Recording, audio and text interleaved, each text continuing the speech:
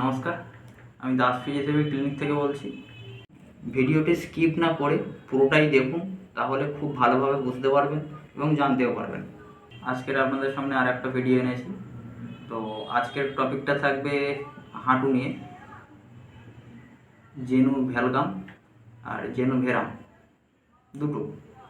তো সেক্ষেত্রে জেনু ভেরাম আর জেনু ভ্যালগামের মধ্যে পার্থক্য হচ্ছে যে ভেরামটা হচ্ছে আপনার যেটা হাঁটুটা ঠিক, অর্থাৎ হাঁটুটা ভেতর দিকে ঢুকে যায়, ঠিক এরকমভাবে কার্ভেজটা হয়। এটা হচ্ছে জেনু ভেরাম। আর জেনু ভ্যালগামটা ঠিক অপোজিট, ঠিক হাঁটুটা এরকমভাবে হয়ে যায়, অর্থাৎ বাইরের দিকে পোরবাক হয়ে যায়। তো সেক্ষেত্রে জেনু ভেরাম আর জেনু ভ্যালগাম এটার হচ্ছে একটা রোগ। এটা জিনগত হতে পারে বা ওয়েটজনিত কারণেও হতে পারে।